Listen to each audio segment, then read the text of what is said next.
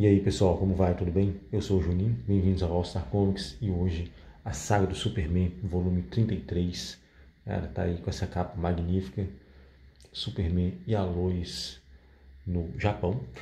Apesar de ter neve, eu acho que muita gente deve ter pensado que seria na Fortaleza da Solidão, mas não é não, pessoal, é no Japão.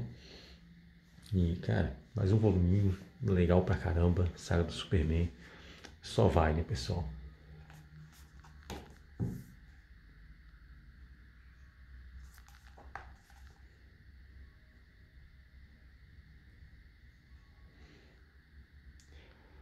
Precinho camarada, na Panini, ainda, ainda é esse preço, por enquanto, né?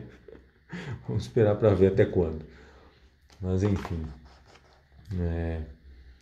aqui tem o editorial do Eric Garcia. Esse aqui ele mandou bem pra caramba. Eu acho só que poderia ter, não ter dado spoiler.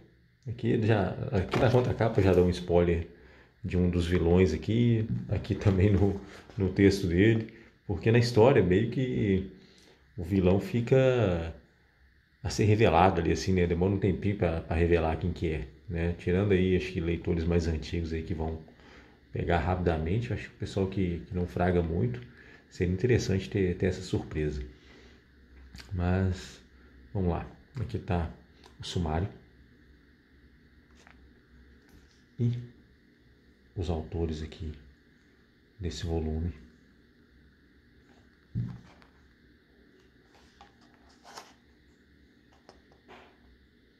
Começando aí com The Adventures of Superman 25 não, né? 25ª história do Superman de 1991, né?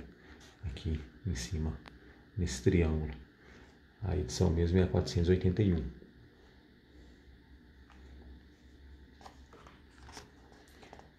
Título da história: Sanguessuga. Jimmy Olsen continua passando um perrengue daqueles. Perde o metrô aqui para poder ir para uma entrevista de emprego, cara. Né? Na verdade, sorte dele, viu? Porque se ele tivesse lá, ele estava morto. Provavelmente. E, pessoal, o vilão é esse aqui, tá aí de capuz e tudo, mas para quem é conhecedor aí do Superman, né, do universo do Superman, rapidamente vai identificar quem é. Mas para quem não conhece muito, acho que vale a surpresa, né, mais à frente da história. Home Trope, mais uma vez aparecendo aqui, e acaba, um leve spoiler aqui, mas ele acaba pegando a vaga que é do Jimmy Olsen, coitado do Jimmy, velho. Tá com as contas, cara, acabando com ele já, viu?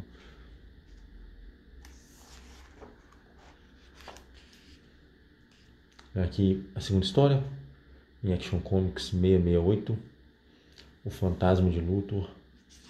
E essa história aqui, pessoal, ela começa a abordar aí, né, como que os jornais, os caras estão farmando, velho, a morte do Luthor ao limite, cara. Enquanto a cidade de Metrópolis vai só afundando, a cidade, o pessoal não consegue gerenciar a cidade igual o Luthor conseguia gerenciar. Então, assim, o Luthor, o cara era ruim, era vilanesco mesmo, cara, mas ele conseguia manter a cidade funcionando de um jeito, cara, que era só ele, sabe? Igual, por exemplo, aqui, o pessoal em greve, aí confusão com o sindicato, o pessoal tentando furar a greve, coisas do tipo aí acontecendo.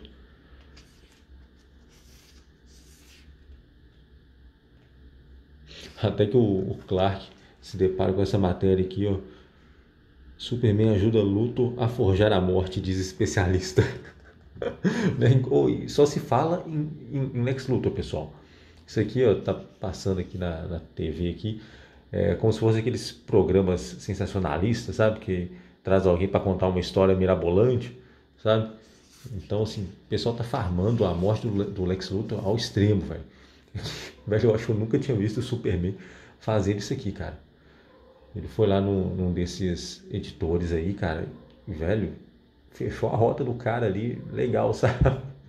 Nunca tinha visto o Superman tomar uma atitude desse tipo assim, sabe?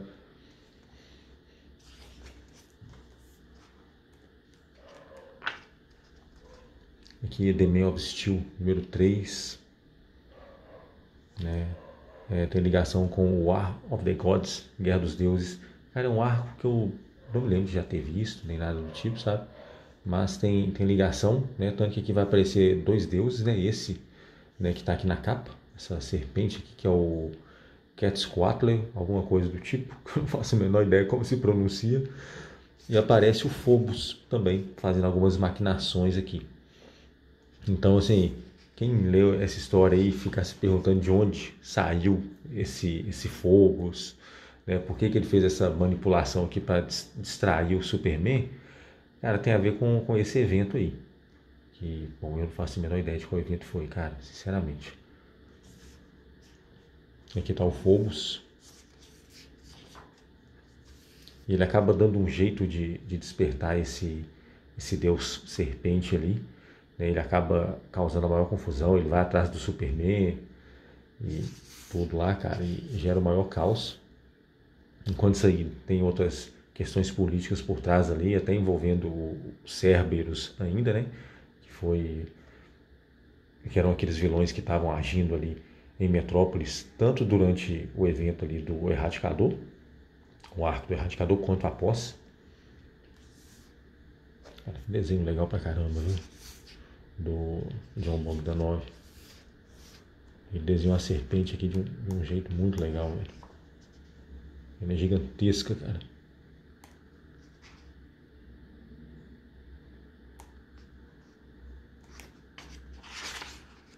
E aqui começa a história aqui da capa da edição. Finalmente um tempo para passarem juntos. Superman 59. E aqui, pessoal, o Superman, né, na verdade a Lois ela acaba, né, se indagando muito aí sobre a questão, né, de como vai ser a convivência com o Clark, né, sendo ele o Superman. Porque, cara, toda hora pinta alguma coisa e ele não consegue simplesmente, né, ignorar enquanto pessoas vão morrer, né? E, cara, acaba furando nos encontros com ela, sabe, velho? Toda hora que vai ter algum momento junto com ela, acontece alguma coisa. E ela fica se indagando bastante sobre isso, mas acaba que tem umas reverberações aqui ainda do arco Perdido no Tempo, né, que vão acabar meio que ajudando o Superman e a Lois nessa questão. E aqui a gente vê o Jimmy vendendo cachorro-quente, porque ele não conseguiu a vaga de emprego lá no Estrela Diária e acabou optando por essa opção aí, filho. Filho, na hora que as contas apertam, meu irmão, não tem jeito não, filho. Você pula, você atira para todo lado. E ele, para variar, acaba se lascando mais uma vez, né? Mas bem, a história é basicamente sobre isso aqui, cara, mas o texto dela é muito legal, velho. Realmente é muito interessante. No final dela ainda tem uma reportagem aqui, como se fosse um jornal mesmo, que tem um texto bem interessante da Lois, né? Ela fala a questão, né, do que, por exemplo, o que as pessoas, né, pensam do Superman, a cobrança a respeito dele e tudo, né? O que será que ele faz quando ele não está sendo Superman, né? Será que ele será que ele deixa de ser o Superman em algum momento? Porque assim, né, a gente sabe, né? Mas imagina que a gente está no mundo lá do Superman, a gente nunca saberia, né? Acho que acredito que a maioria das pessoas pensariam que ele é Superman o tempo inteiro. Não tem essa de identidade secreta, né? Acho que é o que a maioria das pessoas pensariam. E aqui, nesse editorial aqui também, né, desse pseudo-jornal aqui, tem o correio aqui, né, das HQs do Superman. Tem alguns leitores aqui falando, cara. Tem uns textos bem legais. Tem um deles aqui que ele fala que ele parou de ler porque ele via que acontecia muitos detalhes nas histórias que, para mim, né, no meu caso aqui, eu já considero um dos pontos mais altos das histórias do Superman, que é o seguinte, né, ele acha ruim, ele achou ruim, né, essa questão de, tipo, toda hora aparece umas poucas páginas ali detalhando uma subtrama bem pequena, né, por exemplo, igual a questão do Jimmy Olsen aqui, por exemplo. né? E ele achou que isso aí não era legal. E para mim, rapidamente eu já detectei que para mim que isso aí é uma das coisas mais legais, porque 99% delas lá na frente acabam se tornando algum evento muito legal, alguma coisa muito importante, sabe? Às vezes começa pequenininho lá atrás, você até esquece. E de repente, cara, chega, né, um ano depois, às vezes até mais, e traz reverberações ali muito legais, sabe? Aí ele fala que tinha deixado de ler por conta disso, mas acabou que ele voltou e pegou todas as outras edições que ele tinha perdido, cara. Então achei bem legal isso daí também. E que, voltando, The Adventures of Superman, agora 482, né, continuando a história do vilão aí. Eu não vou falar o nome, mas o pessoal já tá vendo. Entre outras coisas que vão acontecendo aqui, cara. E, velho, desenhos do Tom Grummett, cara, velho. Desenho demais, mano. Que arte, cara. Aqui começa a aparecer também uma personagem que vai aparecer muito mais no próximo capítulo aqui, cara. Aqui uma página de esboço aqui do Bogdanov, da página 22 da história que está aqui, de The Man of Steel número 3, aquela do Deus Serpente. E a personagem, pessoal, é a Espinho, né? O pessoal deve estar olhando aqui, talvez pensando que seja a Era Venenosa, mas não, ela inclusive é muito mais antiga que a Era Venenosa. Não estou muito certo aqui não, cara, mas eu acho que ela surgiu foi nas aventuras, nas edições do Flash, cara. Sei lá, não estou muito certo sobre isso não. Mas tem história dela naquela edição de 80 anos do Flash, que eu trouxe aqui no canal já tem alguns anos aí. E ela tem esse visual assim que até meio que, né, lembra a Era Venenosa. Na verdade, a Era Venenosa que meio que está copiando o visual dela, pessoal. Acreditem nisso aí. E aqui o Superman ainda meio que se recuperando do confronto da história anterior. Ele vai acabar tendo uns pegas aqui com o pessoal da Intergang e vai lutar aí ao lado da Espinho, cara, que é um detalhe legal pra caramba dessa história aqui. Bem, pessoal, no final aqui, nada demais aqui no final, na última página, mas traz aqui, né, o que a gente pode esperar do próximo volume: a ameaça de Angstrom, o desafio da Intergang, traição de Ponto Cego, a traição de Ponto Cego, e o nascimento do Caveira Atômica, velho. Cara, Caveira Atômica é massa pra caramba. E aí, pessoal, tá aí. Volume 33 da saga do Super. Cara, excelente, como sempre. E, assim, aproveitar para falar, dar meus 2 centavos aqui a respeito do filme do Superman. Provavelmente esse aqui deve ser o último vídeo do Superman que eu devo gravar antes do filme estrear. Então, vou deixar meus 2 centavos aqui. Bom, pessoal, para começar, James Gunn, não gosto de nenhum dos filmes dele, pessoal. Sinceramente, cara. Não gosto de Guardiões da Galáxia 1 e 2, que foram os que eu vi. O 3 eu não vi ainda. O pessoal fala que é muito bom, cara, mas sei lá, não curti muito essa pegada dele. Esquadrão Suicida dele é horrível.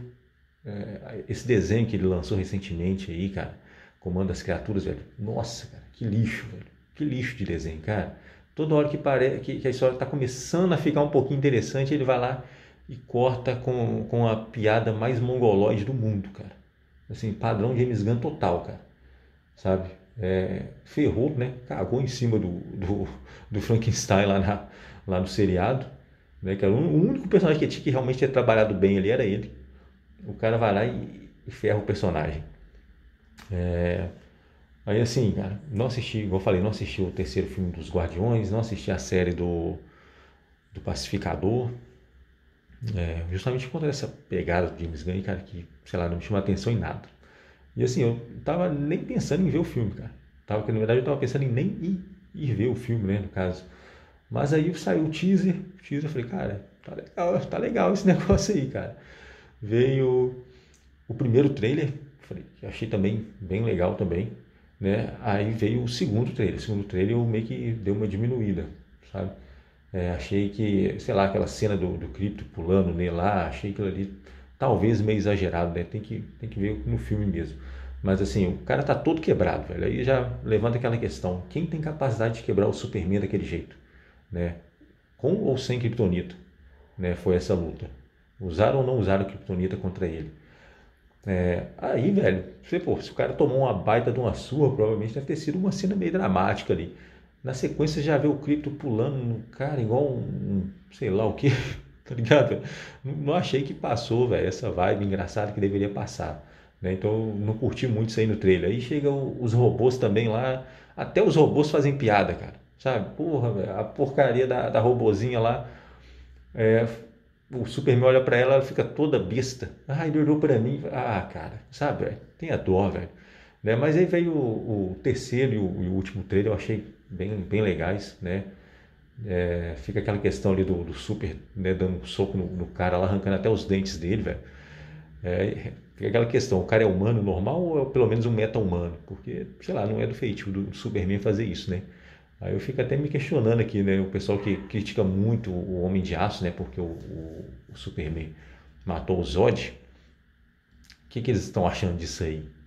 Porque o problema não foi o Superman matar o Zod, o problema foi que eles não souberam trabalhar isso aí depois, cara. Se tivessem trabalhado isso aí bem nos filmes seguintes, cara, eles poderiam ter levado isso aí para uma ideia meio parecida ali com a saga do Exílio, velho. Nossa, cara, teria sido magnífico, velho. Né? Mas, enfim, aquele universo ali já acabou. Aí resta essa questão aí, né? Como que vai ser isso aí, né? O que o pessoal que questionava muito o Superman ter matado o Zod tá achando do Superman arrancando dentes de pessoas normais, né? Espero que seja pelo menos um meta-humano ali, né, cara? Mas enfim, eu vou lá ver o filme depois, pessoal, e sei lá, cara. Tô muito animadão, mas espero que o filme surpreenda, cara. Torcendo pelo melhor, mesmo sendo o James Gunn ali, né, cara? E bom, acho que no mais é isso, cara. Questão aí do currículo do James Gunn, né, cara? Pra mim, eu sinceramente discordo muito, cara, de como que ele conseguiu controle do universo DC com um currículo desse que ele tem, cara. Sinceramente, cara. Só filme besta. Eu acho que a DC deveria ter pagado o que fosse pros irmãos russos terem pego o universo DC, cara. Aí sim, velho. Eu acho que ia ter só filmão, viu, cara? Mas vamos lá, né? Vamos esperar pra ver ainda, né, cara? Vamos crucificar o cara de tudo, não.